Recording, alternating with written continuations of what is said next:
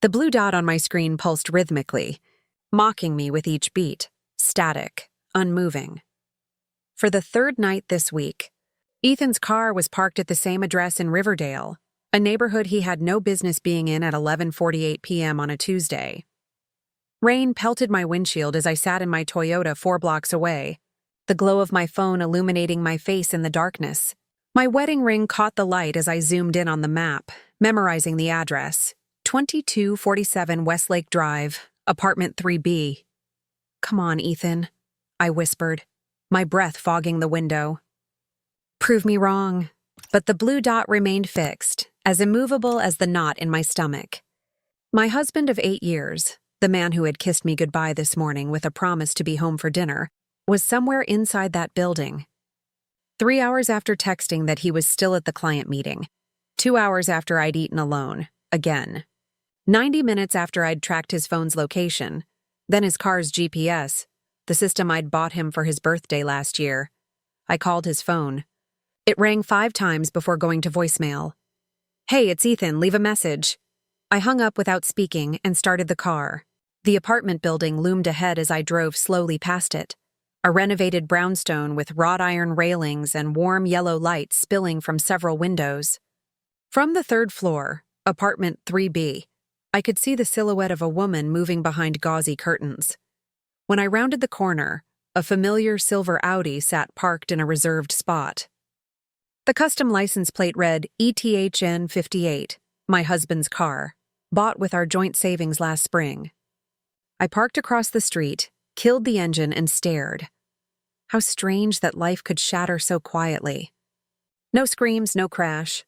Just the soft tapping of rain against glass and the hollow echo of my heartbeat in my ears. I took a photograph of the car, the building, the illuminated window. Evidence. Proof. As if seeing wasn't believing. As if I needed something tangible to convince myself this was real. My phone buzzed with a text from Ethan. "Meeting running late. Don't wait up." And that's when I knew with absolute certainty that 8 years of marriage, of building a life together, of trusting someone with my heart, had just dissolved like sugar in hot water. I could no longer see the crystals, but the sweetness was gone. "He's been going there every Tuesday and Thursday for 6 weeks, I told Leo over coffee the next morning. We sat in the break room at Ferguson and Associates, the forensic accounting firm where we both worked. Leo had been my colleague for 3 years and my friend for nearly as long. He stirred his coffee thoughtfully. "Have you confronted him?" "Not yet." I pulled out my phone and showed him the pictures I'd taken. "I need to know exactly what I'm dealing with first." Leo's expression hardened as he swiped through the photos. "Maya, I'm so sorry." I suspected something was wrong for months. The late nights, the business trips that appeared out of nowhere, the way he guards his phone. I trailed off, remembering how Ethan had snapped at me 2 weeks ago when I'd picked up his phone to check the time. I just didn't want to believe it. "What are you going to do now?" I looked out the window at the Denver skyline, the mountains in the distance smudged with morning haze. "I'm going to that apartment tonight." Leo's eyebrows shot up. "You're going to confront them?" "No," I shook my head. "I'm going to find out who she is first." The truth was, I needed to see her. To know her. In my mind, she existed only as a shadow, a faceless threat who had somehow found my husband worth stealing.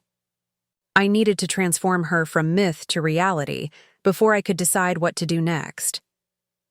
That evening, I left work early and drove to Riverdale. The autumn sun was setting, casting long shadows across 2247 Westlake Drive. I parked where I could observe the entrance and waited. At 6:17 p.m., she appeared. She walked confidently up the steps of the brownstone, carrying grocery bags. Tall, with honey blonde hair cut in a stylish bob, wearing a tailored burgundy coat that probably cost more than my entire wardrobe. Beautiful in that effortless way that made other women feel invisible. I snapped her picture as she unlocked the building's front door, then tracked her movement through the windows until she reached 3B. Using my work laptop, I ran a property search. The building was owned by Westlake Properties LLC. A quick business entity search revealed the LLC was registered to Vanessa Reed, who also appeared to be a real estate agent with Elevation Realty Group. Vanessa Reed. Now she had a name. Within 20 minutes, I found her professional website, LinkedIn profile, and Instagram account. 34 years old, 4 years younger than me, specializing in luxury properties throughout Denver.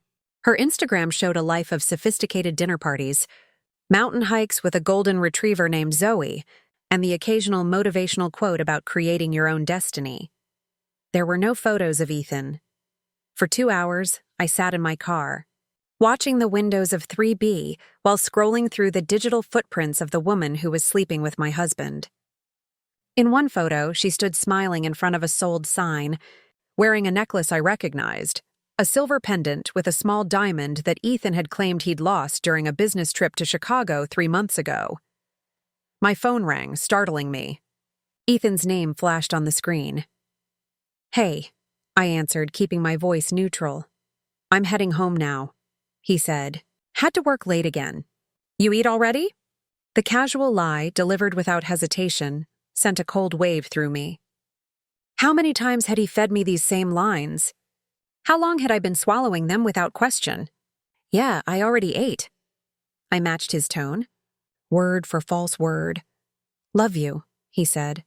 "You too." I hung up and watched the lights go out in Vanessa Reed's apartment. On Thursday, I followed Ethan from his office to Vanessa's apartment. He stopped to buy flowers, peonies, my favorite, though I hadn't received any in over a year. He picked up takeout from Osteria Marco, the Italian restaurant where we'd had our first date. I took photos of everything, building a catalog of betrayal. That night, when he came home smelling of unfamiliar perfume, I kissed him on the cheek and asked about his day. "Exhausting," he said, loosening his tie. "This new client is demanding." "Tell me about them," I said, pouring him a glass of the Macallan scotch he saved for special occasions. Ethan hesitated, just for a millisecond. "Medical supply company. Very particular about their numbers." I nodded, noting how quickly he'd fabricated the details. When had lying become so effortless for him? "How about you?" he asked, taking the scotch. "How was your day?" "Illuminating," I replied truthfully. For a week, I lived a double life. By day, I was Maya Collins, forensic accountant and seemingly oblivious wife. By night, I was a shadow, tracking Ethan's movements, learning Vanessa Reed's routines, gathering information. I learned that Vanessa had purchased the brownstone 8 months ago and converted it into luxury apartments. I discovered that Ethan had made several large transfers to an account I didn't recognize. I found receipts for jewelry I'd never received, for weekend getaways I'd never taken. The more I uncovered, the more I realized this wasn't just an affair. This was a systematic dismantling of our marriage, a calculated extraction of our shared life. On Tuesday evening, I watched Ethan enter Vanessa's building with an overnight bag. My hands trembled as I texted him. "Working late again?" 3 minutes later, his response. "Yeah, might crash at the office." "Don't wait up." I sat in my car until midnight, frozen by indecision. Part of me wanted to storm upstairs and catch them together. Part of me wanted to drive away and never look back. Instead, I did something worse. I waited until morning. At 6:45 a.m., I watched Ethan emerge from the building, overnight bag in hand, hair still damp from a shower in her bathroom. He checked his watch, adjusted his tie, and walked to his car with the relaxed gait of a man without regrets. I followed him to our favorite coffee shop, where he bought 2 lattes and a bag of pastries. Then I followed him home. When he walked through our front door, I was sitting at the kitchen island, dressed for work, calmly drinking tea. "Morning," he said, surprised to see me. "I brought breakfast." He held up the bag from the coffee shop like a peace offering. "That's thoughtful," I said, accepting the latte with my name scrawled on it. "How is the office couch?" "Terrible as always," he chuckled, setting down his overnight bag. "I'm getting too old to sleep anywhere but our bed." I took a sip of coffee, met his eyes over the rim of the cup. "Funny, it looked like you slept quite comfortably at 2247 Westlake Drive, apartment 3B. The cup in Ethan's hand froze halfway to his mouth. For one glorious, vindictive moment, I watched panic flash across his face. Pure, unfiltered alarm followed by the rapid recalibration of a liar caught mid-sentence. "Maya," he started, but I cut him off. "Save it." I stood up, grabbed my purse, and walked to the door. "I have a meeting. Don't bother making dinner. I'll be late." I left him standing there, coffee cooling in his hand, lies dying on his lips. "You need to talk to a lawyer," Leo said when I told him what had happened. We were walking through Cheeseman Park during lunch, fallen leaves crunching beneath our feet. "I know," I sighed. I need to understand what happened first. We were happy, Leo. At least, I thought we were. "People change," he offered, though we both knew it was inadequate. "No, people don't just change. They reveal themselves slowly over time." I stopped walking, turned to face him. I need to know if there were signs I missed, if I was blind or just willfully ignorant. That evening, instead of going home, I drove to Vanessa's building. The light in 3B was on. Ethan's car was parked in its usual spot. I sat in my car for an hour, rehearsing what I might say if I confronted them. Every scenario ended with me feeling smaller, diminished by their betrayal. I needed leverage, something to reclaim the power they had stolen from me. My phone pinged with an email notification. The subject line read, "Transfer confirmation, Ethan. Collins." It was an automatic alert from our joint account. Ethan had transferred $50,000 to an account labeled Investment Opportunity. Without my knowledge, without my consent, I immediately logged into our banking app. Over the past 6 months, he had moved over $200,000 from our joint savings into this mysterious account. My hands shook with rage. This wasn't just about the affair anymore. This was theft. From our retirement fund. From our future. I called our bank and learned the transfers were going to an LLC registered in Wyoming. With my forensic accounting background, I knew exactly what this meant. Ethan was hiding assets. The next morning, I skipped work and drove to the county records office. By noon, I had confirmed my suspicion. Westlake Properties LLC, Vanessa's company, had recently purchased a vacation property in Vail. The down payment? Exactly $200,000. My husband wasn't just sleeping with another woman. He was building a new life with her using our money. When I got home that night, Ethan was waiting. He had prepared dinner, my favorite pasta dish, and opened an expensive bottle of wine. "A peace offering. We need to talk," he said, his expression contrite. I set my bag down carefully. "Yes, we do." He gestured to the table. "I made dinner. I'm not hungry," Ethan sighed, running a hand through his hair. "Maya, what you saw, it's not what you think." "What I saw," I repeated slowly, "was my husband leaving another woman's apartment at 6:45 in the morning with an overnight bag. What I saw was my husband lying to my face for months. What I saw was $200,000 disappearing from our joint savings to buy a vacation home in Vail with Vanessa Reed." His face paled. "You've been investigating me?" "That's what I do, Ethan. I follow the money." I pulled out my phone, showed him the property records I'd found. "Westlake Properties LLC, registered to Vanessa Reed. Your girlfriend's company just bought a 3-bedroom cabin in Vail with our money." "It's an investment," he protested weakly. "I was going to tell you." "When? After you left me? After you'd drained our accounts?" My voice remained calm, though inside I was screaming. "How long have you been planning this?" Ethan's shoulders slumped. "It's complicated." "No, it's actually very simple. You're having an affair and stealing from me in the process." He took a step toward me. "Maya, please, let me explain. I already called a lawyer," I interrupted. "I've documented everything. The affair, the financial transfers, all of it. If you want to leave, fine. But you're not taking our money with you. Is that what you want?" he asked, his voice quiet. "For me to leave?"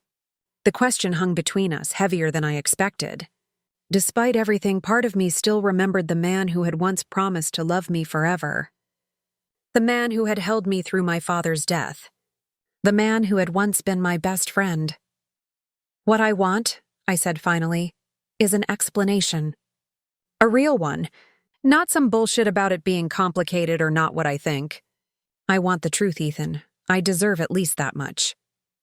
Ethan poured himself a glass of wine and drank half of it in one swallow. I met Vanessa at a charity event last spring, he began. You were in Chicago for that tax fraud case. We talked. She was interested in my investment strategies. One thing led to another. Spare me the how I met your mistress story, I cut in. I want to know why. Why her? Why now? Was I not enough? He had the decency to look ashamed. It wasn't about you, Maya. It's never about the wife, is it? I laughed bitterly. It's always some midlife crisis or feeling unappreciated or needing excitement. Never about the woman you actually promised to love and cherish. You're always working, he said defensively. Always buried in your cases. When was the last time you asked about my day and actually listened to the answer? Don't you dare turn this around on me, I hissed. I worked 60-hour weeks so we could save for the future. A future you're now spending on another woman. Vanessa understands me, Ethan insisted. She supports my ambitions. And what ambitions are those? Stealing from your wife? Lying to everyone who trusts you? He slammed his glass down. I want more from life than spreadsheets and mortgage payments. I want passion and spontaneity and a woman who doesn't know that you snore when you're stressed? I interrupted. A woman who hasn't seen you sick with food poisoning or held your hand at your mother's funeral. Ethan looked away. I didn't plan for this to happen. But you did plan to take our money. That was no accident, he sighed, defeated. The Vale property is a good investment. I was going to tell you about it once it appreciated. While you were, what? Living there with Vanessa on the weekends? Planning your new life together? His silence was confirmation enough. How much does she know? I asked. Does she know you're stealing from your wife to fund your love nest? Does she know about the debt on your credit cards? The gambling problem you had before we met? Ethan's head snapped up. You had no right to dig into my past like that. I had every right. It's my money, too.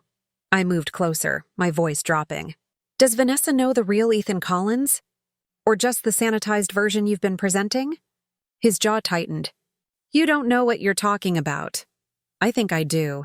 I think you've been playing both of us. I pulled out my phone, showed him screenshots of his recent purchases. Jewelry from Tiffany. Weekends at the Brown Palace Hotel. First-class tickets to San Francisco. You've been living like a man with money to burn, Ethan. Is Vanessa bankrolling your lifestyle, or are you bankrupting yourself to impress her? Something flickered in his eyes. Fear, perhaps, or the realization that he wasn't the only one with secrets.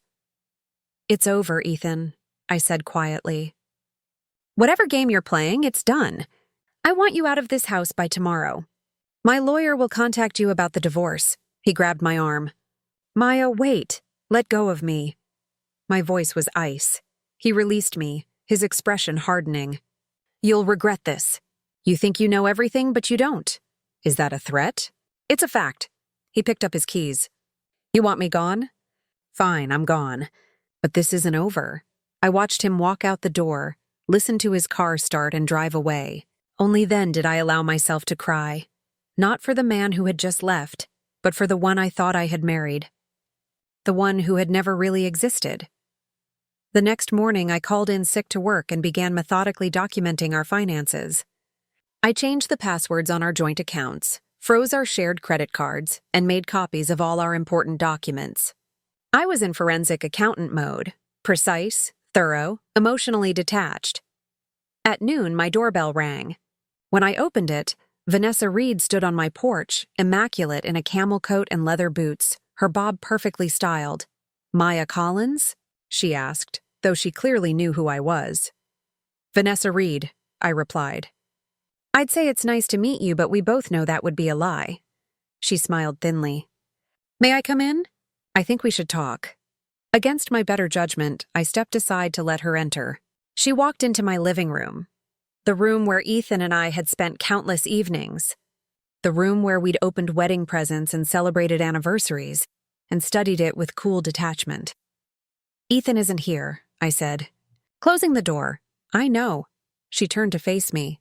That's why I came. I wanted to speak with you alone. I crossed my arms. If you're here to apologize or explain, save it. I'm not interested. I'm not here to apologize, Vanessa said, her voice calm. I'm here to clarify a few things. Ethan isn't entirely honest with either of us. That caught me off guard. What do you mean? She reached into her purse and pulled out a folder. Ethan told me he was divorced when we met. He said his ex-wife, you, had taken him for everything in the settlement. He said you were bitter, controlling, and vindictive. I laughed incredulously. We're still very much married, as you've clearly discovered. Yes, I figured that out 3 months ago. She handed me the folder, along with some other interesting facts about your husband. Inside were copies of loan applications, credit reports, and bank statements, all showing Ethan deeply in debt. There were also screenshots of dating profiles he'd created, conversations with other women, hotel reservations that predated his relationship with Vanessa. He's been living beyond his means for years, Vanessa explained, using your good credit to secure loans, opening cards in your name. The property in Vale? It's not in my name. It's in his. He forged documents to make it look like my company was involved. My head was spinning. Why are you showing me this? Because he's done the same to me. Her composed facade cracked slightly. He's borrowed money from me for business opportunities that don't exist. He's used my real estate connections to secure financing for properties that never materialize. I sank onto the couch, trying to process this new information. So you're not sleeping with him? I was? Past tense. Vanessa sat in the chair opposite me, until I discovered he was doing the same with at least 2 other women. Wait. I held up a hand. You knew he was married and continued seeing him? She had the grace to look ashamed. He convinced me you were separated, living together only until the divorce was finalized. I believed him because I wanted to. She sighed. I'm not proud of my choices, Maya, but I'm not the villain in this story. Neither are you. Ethan is, I finished. Ethan is a con man, she corrected. A charming, manipulative liar who has been playing all of us. I looked down at the evidence in my hands. Proof of betrayals far deeper than I'd imagined.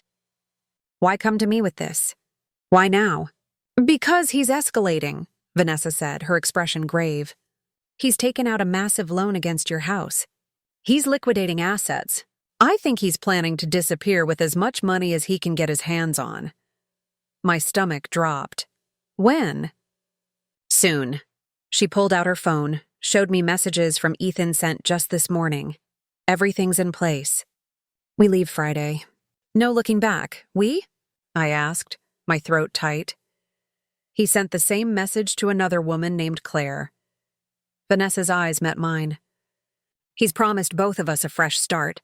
Neither of us is actually going anywhere with him. And you believe that? I verified it. Claire's as much a victim as we are.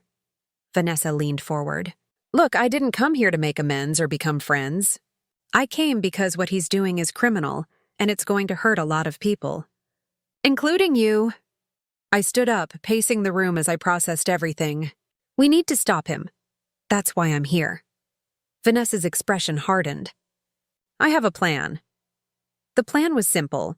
Catch Ethan in the act and ensure he faced consequences. Over the next 2 days, Vanessa and I pieced together Ethan's scheme. He had systematically stolen our identities, mine, Vanessa's, and apparently Claire's, to secure loans and credit lines. He had forged signatures on power of attorney documents. He had even set up offshore accounts to hide the money. Friday morning, I sat in my car outside our bank, watching Ethan enter the building. According to the documents we'd found, he was scheduled to withdraw $300,000, the remainder of our savings, at 10 a.m. He's inside, I said into my phone. Perfect, Vanessa replied from her position across the street. Claire is with the bank manager now. Everything's ready.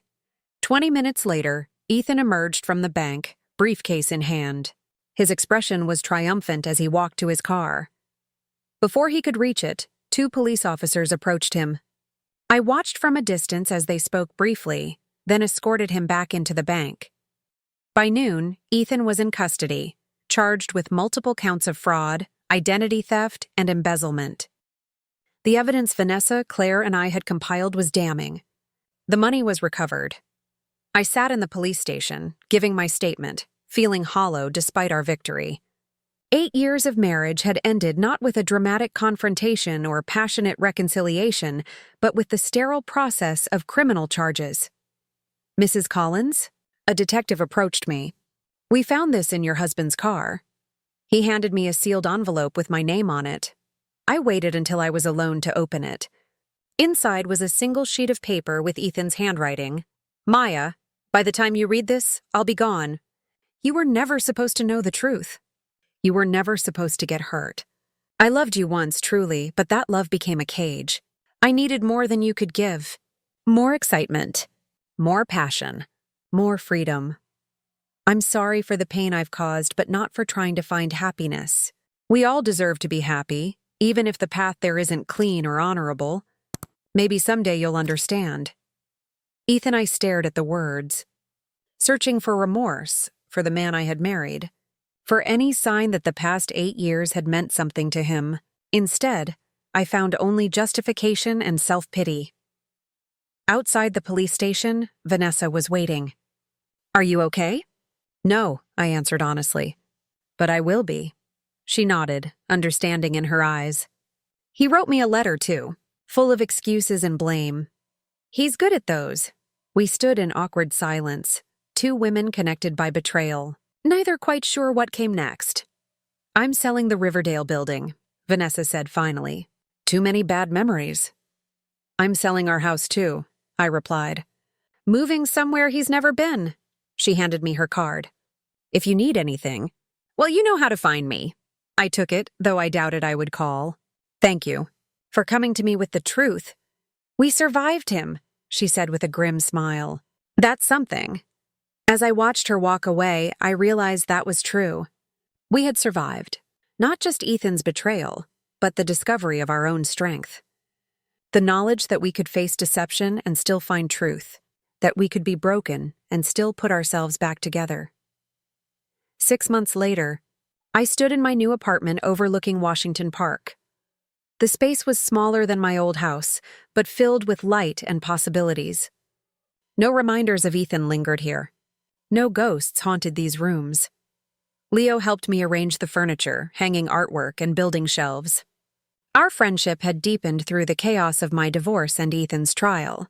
He had been my anchor when everything else had washed away.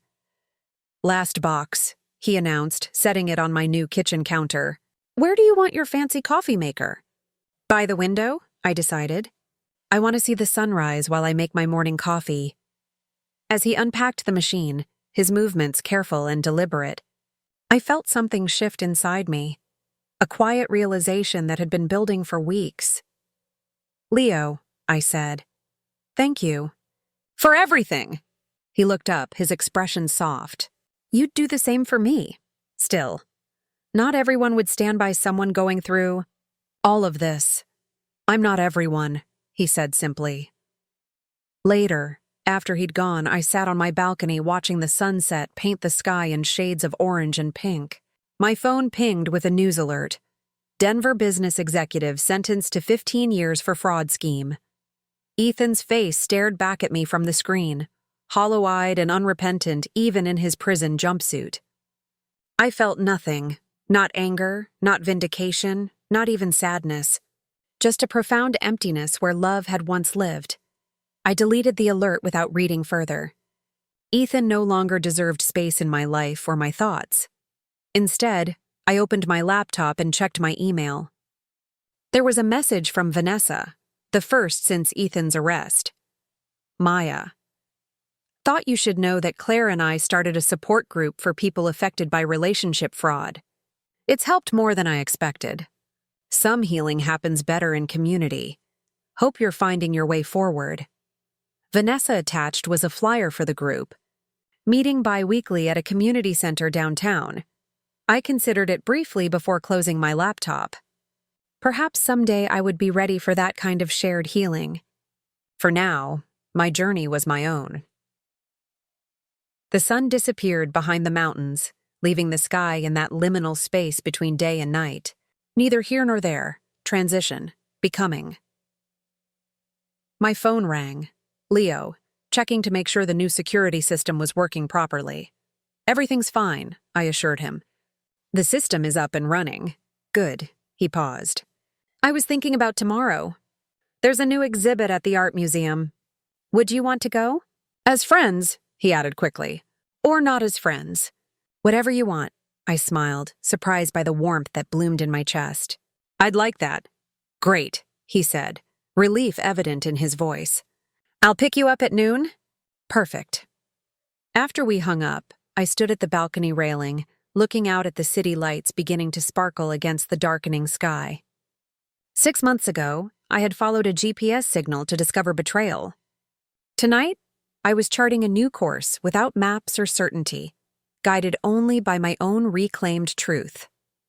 The future stretched before me, unwritten. For the first time in a long time, that felt like freedom rather than fear.